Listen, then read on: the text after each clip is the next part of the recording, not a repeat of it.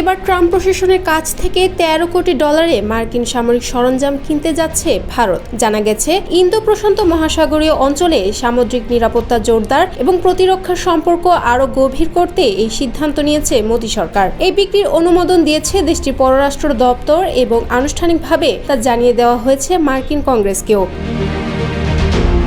জানা গেছে, এই সামরিক চুক্তির আওতায় ভারত পাচ্ছে উন্নত সি ভিশন সফটওয়্যার, প্রশিক্ষণ সুবিধা, সহায়তা পরিষেবা এবং অন্যান্য গুরুত্বপূর্ণ সরঞ্জাম, যা ভারতের নৌবাহিনীর সচেতনতা, বিশ্লেষণ সক্ষমতা এবং কৌশলগত প্রস্তুতি বহুগুণে বাড়াবে।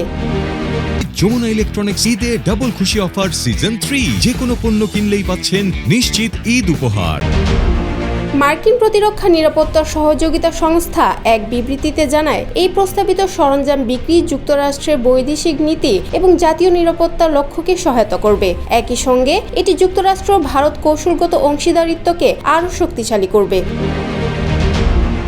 ভারতীয় বার্তা সংস্থা ANI জানিয়েছে, মার্কিন পররাষ্ট্র দপ্তর শুক্রবার সামাজিক যোগাযোগ মাধ্যম এক্সে একটি পোস্ট দিয়েছে। সেখানে বলা হয়েছে, পররাষ্ট্র দপ্তর ভারতের কাছে বিদেশি সামরিক সরঞ্জাম বিক্রি বিষয়ক একটি ফাইলের অনুমোদন দিয়েছে, যার আনুমানিক মূল্য 13 কোটি 10 লাখ ডলার, যা ভারতীয় মুদ্রায় প্রায় 1087 কোটি ভারতীয় রুপি।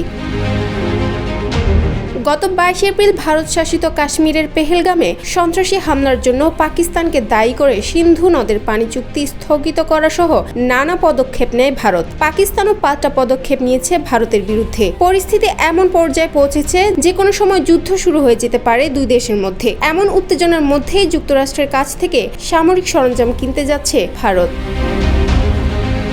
এই সামরিক সরঞ্জাম বিক্রি কেবল দুটি দেশের কৌশলগত সম্পর্কের গভীরতাই নয়, বরং একবিংশ শতাব্দীর ভূ রাজনৈতিক বাস্তবতার প্রতিফলন। চীন, পাকিস্তান ও সমুদ্রপথে প্রতিনিয়ত তৈরি হওয়া হুমকি মোকাবিলায় ভারত তার অবস্থান সুদৃঢ় করতে চাইছে, আর যুক্তরাষ্ট্র চাইছে দক্ষিণ এশিয়ায় ভারতের উপর নির্ভর করে একটি শক্তিশালী প্রতিরক্ষা বলয় গড়ে তুলতে।